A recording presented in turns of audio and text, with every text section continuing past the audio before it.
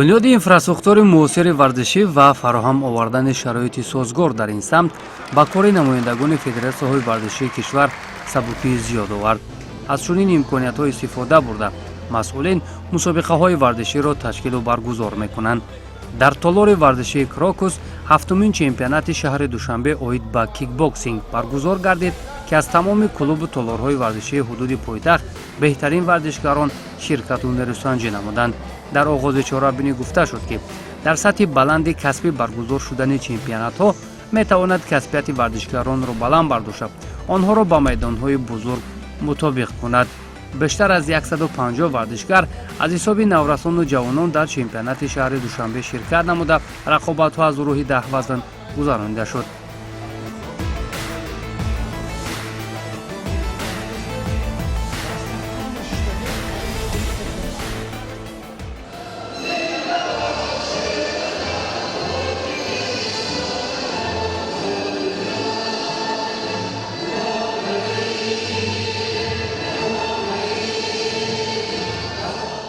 солҳои охир ин намуди варзиш хеле хуб рафта истодааст. хеле хуб ҷавонҳо диққати худро ба ин намуди кикбоксинг ҷалб карданд ва мо низ боварии комил дорем ки ин намуд яке аз беҳтарин намудҳо миёни ҷавонон ба ҳисоб рафта рӯз аз рӯз талабгори ин намуд бисёр шуда истодааст. чунки ки мебинем ин ҳафтумин чемпионати шаҳри душанбе аст. дар ин ҷо ҳадаф пайдо кардани чеҳраҳои нав ва дар иштирок кардан дар мусобиқаҳои ҷумҳуриявӣ, баъдан аз он бо ғолибони мусобиқаҳо ва чеҳраҳои нав сафар кардан ба берун аз кишвар. бо ҳамин мақсад мо ин мусобиқаҳоро баргузор мекунем ки ҷавонҳои мо ҳамеша ватандӯсту ба варзиш машғул бошанд.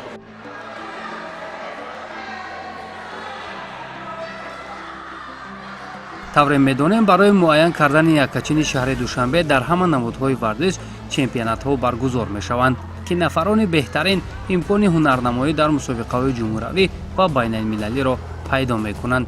ҷараёни қувозмоидҳоро доварони ҷавон ҳакамӣ мекарданд ки ин раванд албатта хушҳолкунанда аст, зеро минбаъд метавон дар омода шудани доварони ботаҷриба заминаи мустаҳкам гузошт. он варзишгароне ки соли гузашта дар қатори беҳтаринҳои чемпионати шаҳри душанбе шомил буданд, имсол низ талош доранд то унвони қаҳрамонии худро дифоъ кунанд.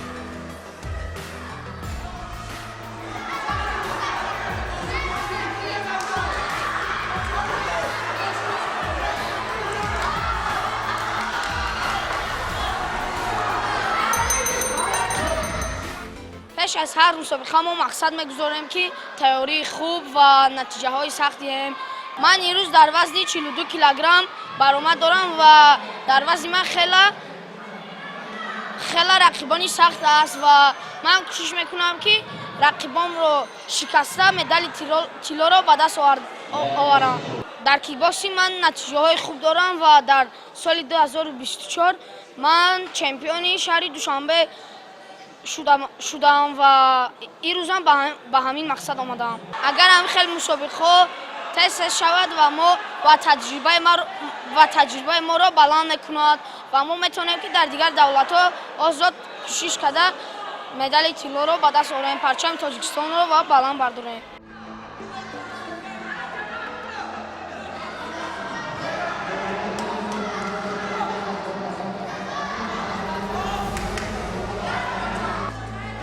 кикбоксинг яке аз намудҳои маъмули якҳарбаҳои шарқӣ ба ҳисоб рафта имрӯзҳо дар бештар аз 70 кишвари ҷаҳон доман паҳн кардааст. ҳамасола чемпионатҳои осиёву ҷаҳон ва дигар мусобиқаҳо аз ин ришта гузаронида мешавад ки варзишгарони тоҷик дар онҳо фаъолона ширкат меварзанд. дар мусобиқаи имрӯза низ ғолибону ҷоизадорони мусобиқаҳои бонуфуз ҳунарнамоӣ карданд.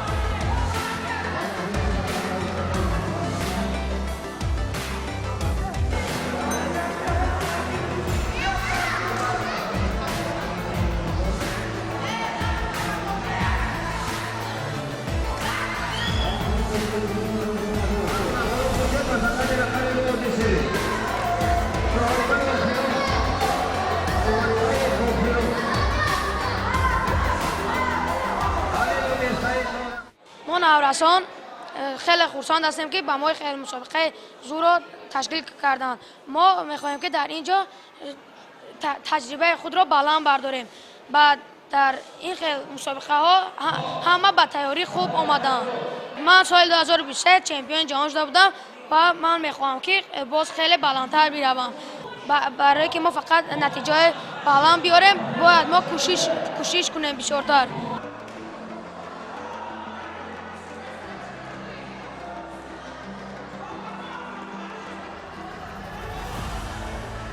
як хусусияти хоси ин риштаи варзиш дар он аст ки омӯхтанаш ба наврасону ҷавонон манфиати бештар дошта дар солим ба камол расидану чусту чолок будани наврасон мусоидати фаъол мекунад. муҳаммад юсуф газиев яке аз варзишгарони беҳтарини ин ришта ба ҳисоб рафта аз сабқатҳои байналмилалӣ натиҷаҳои хуб дорад.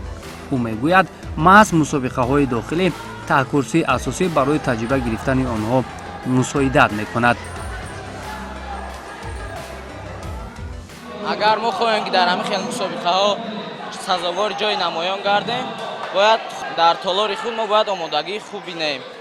чӣ хеле ки мебинед ин мусобиқа барои омода шудани мо ба мусобиқаҳои берун аз давлат мебошад. барои ҳамин мо мехоҳем ки дар ин мусобиқа худро хуб нишон диҳем. ман дар вазни 54 килограмм ҳастам ва фикр мекунам ки рақибонам хеле боқувват ҳастанд ва мехоҳам онҳоро шикаст диҳам.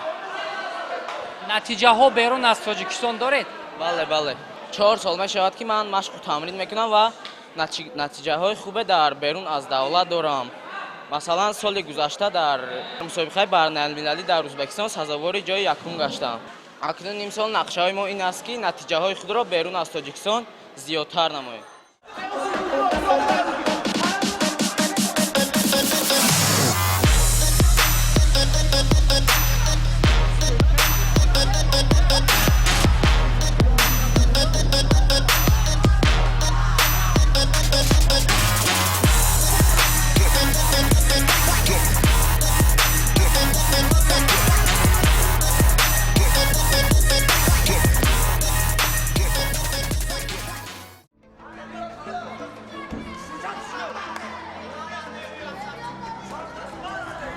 даҳ рақобати асосии ин мусобиқа ки варзишгарони арзандаро барои иштирок дар мусобиқаҳои байналмилалӣ муайян мекард хеле ҷолибу диданӣ сурат гирифт.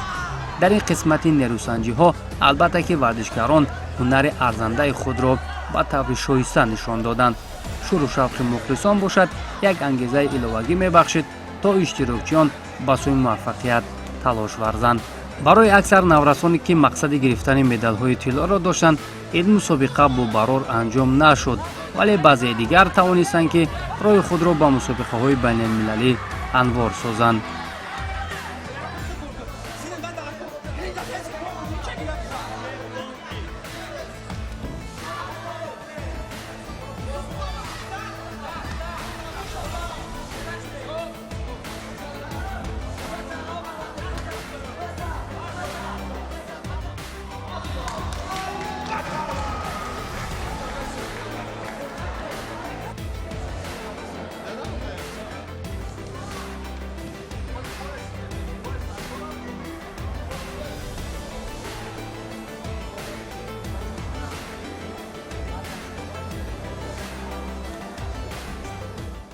дар мусобиқаи кикбокс дар вазни 48 килограмм ҷои аввал гирифтам ва сабаби ғолибияти ман дар ин мусобиқа буд ки хеле кӯшиш кардам, машқҳоро тарк накардам ва тавонистам ки ҷои аввал гирам. рақибони ман хеле сахт буданд. мусобиқа хеле хуб гузашт ва варзишгарон хеле хуб буданд ва касе меҳнат карданд, ҷои якум гирифтанд. акнун ки ман имрӯз медали тилло гирифтам ва мақсад дорам ки дар берун аз давлати худамон медали тилло гирам, парчами тоҷикистон баланд бардорам. барои ин мо бояд хеле кӯшиш кунем, сахттар машқ кунем ва машқҳоро тарк накунем ва метавонем ки ғалабаҳоро ба даст биёрем.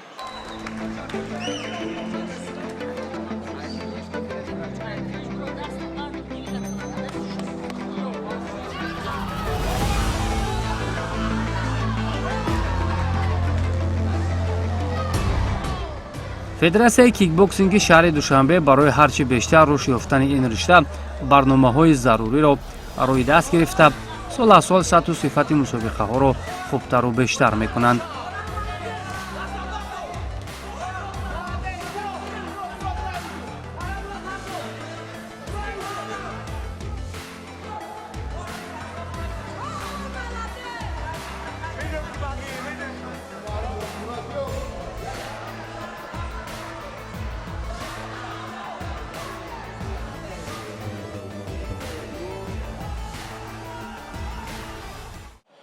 چی خیلی که ما میدونیم در مسابقه ها به دست آوردن جای یکم خیلی قیل می باشد و کدام آدمی که بسیارتر مهنت کرده است جای اول رو سزاوار می شود. من اولا رحمت خود را به استادم حلیمزاده جلال تشکر خود را می رسانم که این قدر روز با ما مهنت کرد و ما به یک روز رسیدیم. و در این مسابقه شهر دوشنبه من در وزن 50 کیلوگرم جای اول را سزاوار شدم. در این مسابقه ما ملکه خود را ملکه بالا نشان داده در دیگر مسابقه ها نیز کوشش میکنیم که جای اول را اشغال کنیم.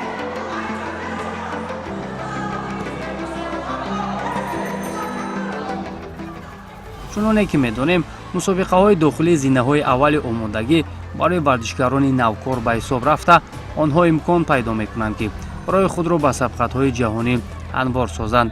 дар умум ҳамасол аз мусобиқаҳои кушоди қитъавӣ дар риштаи кикбоксинг наврасони мо натиҷаҳои хубро ба даст меоранд. дар сурати дурусту дар сатҳи даркорӣ баргузор шудани сабқатҳои дохилӣ боз имкони кашфи чеҳраҳои нав ба миён меояд.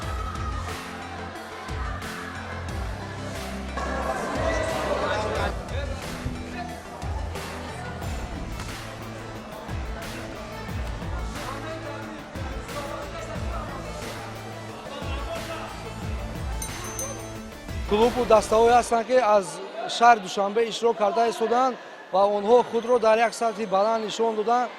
мо аллакай дарк кардем ки чеҳраҳои нав пайдо шуданд ва мо ба боварӣ комил гуфта метавонем ки онҳо берун аз кишвар ҳам дар як сатҳи баланд иштирок карда ва парчамбардори ватану миллати хеш шуда метавонанд. имрӯз чемпионати шаҳр баргузор гардида истодааст ва баъд аз ин чемпионат мо ният дорем ки чемпионати ҷумҳурии тоҷикистонро баргузор намоем ки ин чеҳраҳои наве ки дар ин ҷо ғолиб баромаданд дар он чемпионати ҷумҳурии тоҷикистон иштирок карда сазовори ҷои фахрӣ гарданд ва сафарбар берун аз давлат шаванд, парчами миллату ватани хешро баланд бардоранд. дар маҷмӯи иштирокчиёни ҳафтумин чемпионати шаҳри душанбе оид ба кикбоксинг маҳорати баланд нишон дода роҳи худро ба мусобиқаҳои бузургтар ҳамвор карданд ва умедворем ки мутасаддиён барои сафарбар кардани беҳтаринҳо чораҳои зарурӣ меандешанд.